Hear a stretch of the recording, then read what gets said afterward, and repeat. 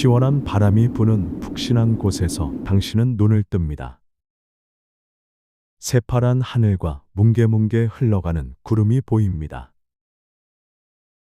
당신은 이곳이 어딘지 파악하기 위해 몸을 일으켜 세웁니다. 바람은 팔뿐만 아니라 등과 허벅지까지 타고 흘러갑니다. 휑한 기분의 아래를 내려다보니 하얀색 팬티 하나만 입고 있습니다. 어쩐지 한기가 더욱 몸에 스며드는 것 같아 몸을 움츠립니다. 팬티 옆에는 허리끈과 함께 칼집이 있습니다. 칼집은 기원전에 만들어진 듯 녹슬어지고 바래져 제 색을 잃었습니다.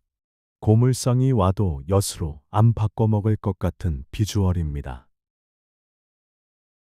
가진 것 하나 없는 당신이 한숨을 쉬던 그때 갑자기 이상한 소리와 함께 이마 위에 붉은색 글씨가 떠오릅니다. 고개를 올려다보니 레벨 1, 족밥이라고 적혀 있습니다. 그렇습니다. 당신은 족밥으로 이 세계에 왔습니다. 사람 흔적이라곤 전혀 없는 곳에서 당신이 우왕좌왕하고 있는데 저 멀리 키가 좋기 5m는 돼 보이는 붉은색 용이 당신에게 돌진합니다. 용의 눈은 초록색과 검은색이 섞여 횟가닥 뒤집혀 있습니다. 입에서는 섭씨 5000도가 넘는 고열의 불을 내뿜습니다. 용암 저리 가라 하는 뜨거운 입김입니다. 이에 스쳐 지나갈 시 최소 즉사입니다. 두려움의 용의 머리를 보니 레벨 100 정신나간 용이라고 적혀 있습니다. 그렇습니다. 용은 정신이 나간 상태입니다. 당신은 주변의 초원을 불바다로 만드는 용을 보며 아연실색해 도망갑니다. 하지만 불은 빠르게 번져 당신의 발끝까지 따라붙습니다. 안 되겠다 싶은 당신이 죽기 살기로 칼집에서 칼자루를 꺼내줍니다. 그리고 드래곤을 향해 심기일전하며 뽑아듭니다. 그런데 칼을 꺼내든 순간 당신은 앞불싸합니다. 칼이 부셔져 있기 때문입니다. 당신은 진짜로 누가 엿을 바꿔먹었나 잠시 생각에 빠집니다. 당황한 당신은 남은 칼 형체라도 휘둘러 보지만 드래곤에게 닿기는커녕 오히려 잡아먹힐 위기에 처합니다. 드래곤은 온 초원을 불바다로 만들며 당신의 목숨을 위협합니다. 살갗이 점점 타는 느낌이 들고 뜨거운 공기와 습도가 당신의 숨을 짓누릅니다. 그때 당신의 팬티에 불이 옮겨 붙습니다.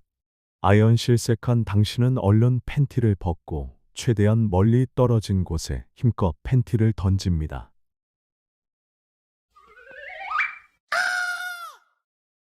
그런데 바람에 흩날리던 팬티가 용의 얼굴에 찰싹 달라붙습니다.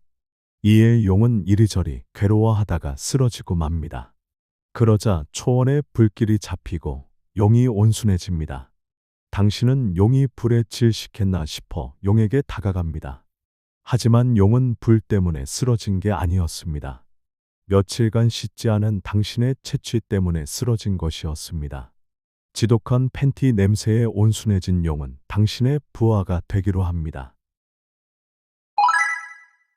용이 착해지자 갑자기 귓가에 소리가 들리며 당신의 위에 적힌 글자가 바뀝니다. 올려다보니 레벨이 100이 돼 있습니다. 아마 용을 무찔러서 레벨이 급상승한 것 같습니다. 기분 좋아진 당신은 당신의 펫이 된 용을 타고 다른 곳으로 향하려 합니다. 하지만 알몸과 닿고 싶지 않은 용이 뒤로 몸을 뺍니다. 그러더니 얼른 숲속으로 날아가 원주민이 입을 만한 나뭇잎 치마를 몸에 둘러줍니다. 당신은 팬티를 잃었지만 자연 친화적인 나뭇잎 치마를 얻었습니다. 드디어 당신은 용을 타고 새로운 세계로 날아갑니다. 당신은 비행기보다 높이 날아오른 곳에서 자연의 청량함을 만끽하며 뺨에 닿는 서늘한 바람을 가감없이 받아봅니다. 그런데 문득 땅 아래에 마을 하나가 있는 것을 발견합니다. 사람의 냄새가 그리운 당신은 용에게 지시해 마을로 내려가자고 합니다. 이에 용이 힘껏 날개짓을 하며 빠르게 마을로 내려갑니다.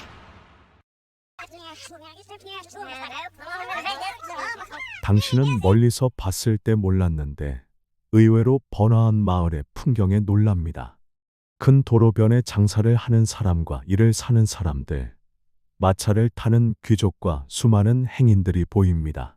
당신은 문득 잘 차려입은 사람들 사이에서 혼자 반나체로 있다는 것을 깨닫습니다. 하지만 괜찮습니다. 당신은 레벨이 100인 족밥이니까요. 주위의 누구도 당신보다 레벨이 높지 않습니다. 많아봤자 레벨 57 대장간 아저씨뿐입니다. 당신은 의기양양해져 어깨를 들썩거리며 용과 함께 거리를 걷습니다.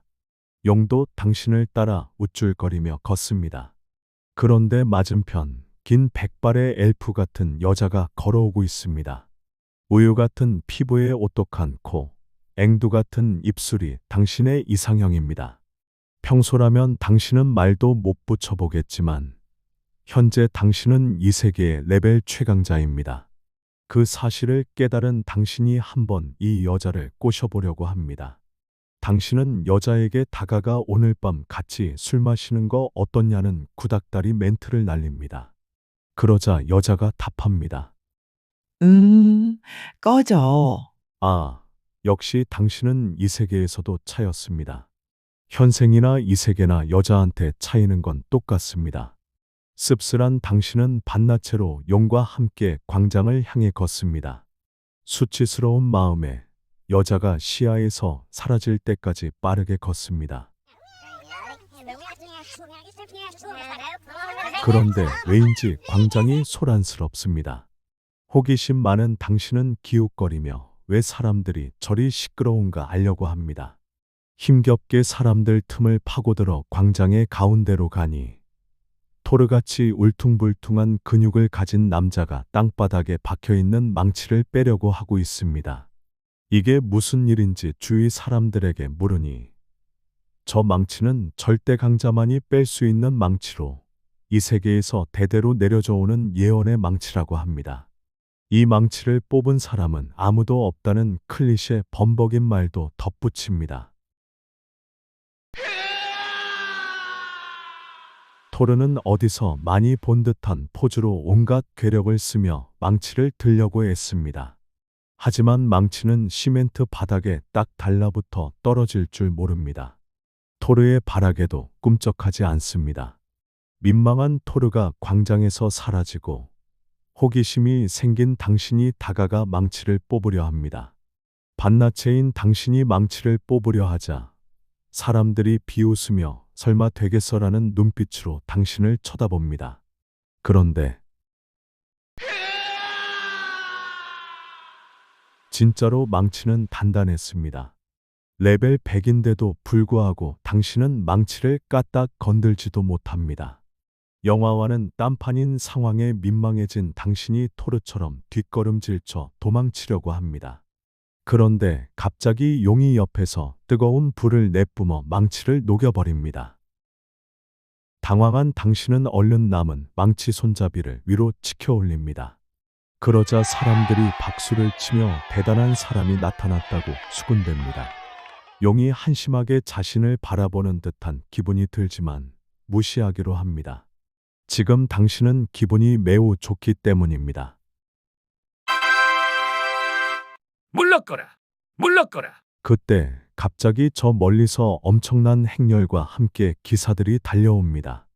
이윽고 기사들이 광장에 멈춰서 이열로 서더니 쫙길을 터 레드카펫을 깝니다. 당신은 중요한 사람이 오나 싶어 설렘 반 기대 반으로 그들의 행렬을 구경합니다. 황제 폐하 등장하십니다. 그런데 등장하는 사람이 거물급입니다. 이 세계의 황제랍니다. 놀란 당신이 얼른 고개를 숙이고 무릎을 꿇습니다. 그리고 주위를 둘러보는데 주변 사람 누구도 무릎을 꿇지 않습니다. 멀뚱멀뚱 서서 당신의 행동을 지켜보고 있습니다. 알고 보니 이 세계는 수평적 조직 문화라 굳이 무릎을 안 꿇어도 된다고 합니다. 이 사실을 안 당신이 멋쩍은 얼굴을 숨기며 자리에서 일어납니다. 당신이 예언의 망치를 손에 넣은 자인가? 당신은 손에 있는 망치 손잡이를 보고 이걸 손에 넣었다 표현해야 할지 말아야 할지 고민하지만 본능적으로 그렇다고 답합니다. 그러자 흰머리가 희끗희끗한 늙은 왕이 만족스러운 얼굴로 당신의 손을 잡으며 말합니다. 당신을 제국의 공주와 결혼시키겠다. 당신은 이게 웬 떡인가 싶습니다. 망치를 집어들면 행운이 있을 줄 알았지만 이 정도일 줄은 몰랐습니다. 당신은 아까 본 엘프 미녀가 당신을 찬 것에 감지덕지하며 왕을 따라 쫄래쫄래 왕궁으로 향합니다. 그리고 곧 만날 아름다운 공주를 상상하며 입가에 침이 고이는 걸 애써 부정합니다. 주름이 가득한 왕은 당신에게 환하게 웃고는 말합니다. 자, 왕궁으로 가세. 왕궁에 도착한 당신은 호화스러운 성 내부를 보며 감탄합니다. 성 내부는 프랑스나 독일의 어느 성과 비교해도 손색이 없을 만큼 아름답고 사치스럽습니다. 게다가 연회장 군데군데 박혀있는 보석은 몇 개 떼어 훔쳐가도 모를 만큼 많습니다. 당신은 나뭇잎 치마에 주머니가 없는 것을 아쉬워하다가 그래도 이 나라의 사위가 된다는 것에 만족하기로 합니다. 그리고 곧 등장할 공주를 맞이하기 위해 나뭇잎 치마를 빳빳하게 만들고 덥수룩한 머리를 정리정돈합니다. 공주님 입장하십니다. 드디어 기다리던 집사의 외침에 당신은 볼빨간 사춘기 소년마냥 상기된 얼굴이 됩니다. 하지만 연애 숙맥이라는 걸 들키지 않기 위해 태연한 청문을 봅니다. 당신은 공주가 수지나 카리나 같으면 좋겠다는 작은 바람을 마음속에 품지만 드러내지는 않습니다. 그런데 등장한 공주는 공주가 아니라 공주밤같이 생겼습니다. 까맣고 볼살이 통통하며 수염도 거뭇거뭇 나 있습니다. 당신은 동화와는 딴판인 공주의 얼굴에 실망합니다. 당신은 곧 죽어도 저 공주와 스킨십을 할 수 없어 왕에게 결혼하지 못하겠다고 합니다. 그러자 왕이 말합니다. 망치를 든 자는 무조건 내 딸과 결혼해야 하네.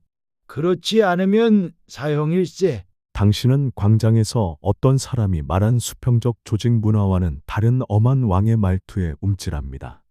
설상가상으로 기사가 창을 들고 당신을 애워쌉니다.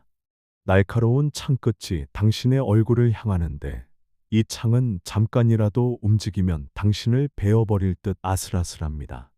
결국 당신은 울며 겨자 먹기로 공주와 결혼하기로 합니다.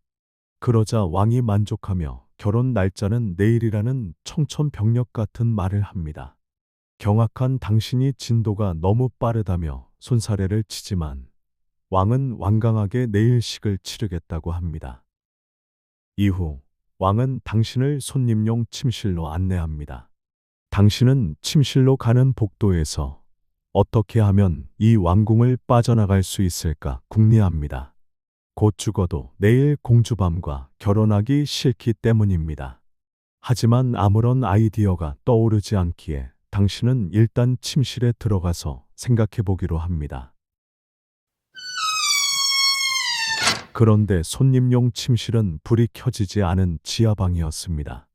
사방은 시멘트 벽으로 되어 있으며 창문 하나 없고 침대만 달랑 놓여 있습니다. 알고 보니 당신이 결혼식 전에 도망갈까봐 왕이 지하방에 가둔 거라고 합니다. 당신은 치밀한 왕의 계획에 한숨을 쉬며 뜬 눈으로 밤을 지새웁니다. 옆에서 용은 주인의 마음도 모른 채 새근새근 잠을 잡니다. 이윽고 아침이 되자 당신은 기사들과 시녀들의 손에 이끌려 욕실로 향합니다. 그리고는 반강제로 뜨끈한 물에 거품을 풀어놓은 욕조에서 30분 정도 앉아있게 됩니다. 당신은 지하방을 나갈 때 곧바로 도망칠 계획이었지만 뜨끈한 물에 잠시 정신을 놓고 즐깁니다. 온몸이 노곤노곤한 게 잠이 솔솔 옵니다. 어젯밤 밤을 지새워서 더욱 피곤함이 몰려오는 것 같습니다. 그렇게 당신은 잠에 빠집니다. 영사님 일어나세요. 이후 눈을 떴을 땐 당신은 이미 검은색 수트를 입고 식장 앞에 서 있습니다. 얼마나 꿀잠을 잤는지 시계는 2시간을 지난 상태였습니다.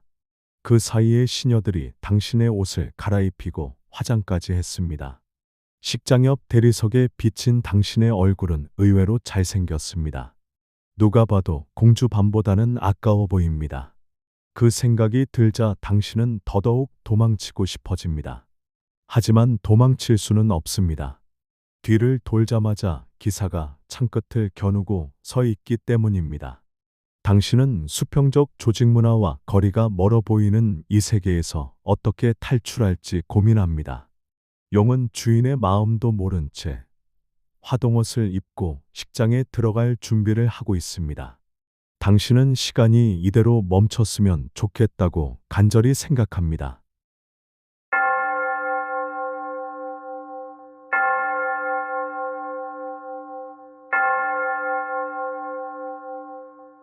그러나 얄궂게도 식장 문이 열리고 결혼식이 시작됩니다. 결혼식 객석에는 사람들이 꽉 차 있고 화동인 용이 신나서 빨간 카펫을 따라 당당하게 걸어갑니다. 사람들은 용의 등장에 박수를 칩니다. 당신은 펫이 자신의 편을 안 들어주는 것에 서운합니다. 관종도 저런 관종이 없습니다. 신랑 입장하십니다. 신랑을 부르는 우렁찬 기사의 외침에 당신은 반포기 상태로 레드카펫을 걷습니다. 그러자 당신을 향해 환호성과 박수가 쏟아집니다. 당신은 주위를 둘러보며 창문이 있는지 살펴보지만 치밀한 왕은 식장 창문도 다 시멘트로 발라놨습니다. 참으로 고약하고 악독한 왕입니다. 수평적 조직 문화는 개뿔입니다. 당신은 이대로 공주밤과 하룻밤을 보내야 한다는 생각에 정신이 아찔해져 옵니다. 신부 입장하십니다. 하지만 더 아찔한 건 눈앞에 있는 공주밤입니다. 거뭇거뭇한 수염으로 수줍게 걸어오는 모습이 이 세계에서 도망치고 싶게 만드는 비주얼입니다. 흰 드레스만 입었다 뿐이지 누가 봐도 남정네의 행색입니다. 이제까지 결혼 못한 이유를 알겠습니다. 당신이 공주밤의 얼굴을 뜯어보며 우울해하고 있는데 어느샌가 공주밤이 당신 얼굴 가까이로 다가왔습니다. 그리고 당신에게 천천히 다가가 키스를 하려고 합니다. 알고 보니 공주밤은 40년 모태솔로라 남자가 고팠습니다. 당신은 예고 없이 키스를 갈기려는 공주밤의 적극성에 치를 떨며 몸을 뒤로 뺍니다. 하지만 뒤에서 날카로운 칼끝이 당신의 허리를 겨눕니다. 뒤돌아보니 기사들이 당신이 뒤로 물러나지 못하도록 창을 겨누고 있습니다. 당신은 가지가지한다고 생각하며 눈앞에 공주밤과 뒤의 창 사이에서 고민합니다. 그 정도로 공주밤과 키스하기 싫은 당신입니다. 하지만 결국 키스를 하고 말았습니다. 죽음은 키스보다 두렵기 때문입니다. 당신은 거칠거칠한 공주밤의 입술에 혼절할 듯 정신이 아득해지는 것을 느낍니다. 적극적인 공주의 행태에 주춤주춤 몸이 뒤로 물러나집니다. 그런데 당신은 끓어오르는 현기증에 쓰러지고 맙니다. 갑자기 고열이 나고 입술이 파래지며 온몸에 경련이 일어납니다. 게다가 몸이 제멋대로 움직이며 입에 거품까지 물게 만듭니다. 알고 보니 공주의 입에 있던 미지의 바이러스가 당신의 몸에 침투하고 장악한 것입니다. 당신이 쓰러지자 공주밤이 당신을 끌어안고 서럽게 웁니다. 당신은 몸에 힘이 빠지는 와중에도 공주밤과 첫날 밤을 보내지 않아 다행이라고 생각하며 눈을 감습니다. 차라리 이럴 거면 키스하기 전에 창에 찔리는 게 좋았겠다는 생각도 듭니다. 그렇게 당신은 암흑의 세계로 빨려갑니다. 영혼이 산산이 흩어지는 상황에서 당신은 이 세계가 무섭다는 것을 다시금 깨닫습니다.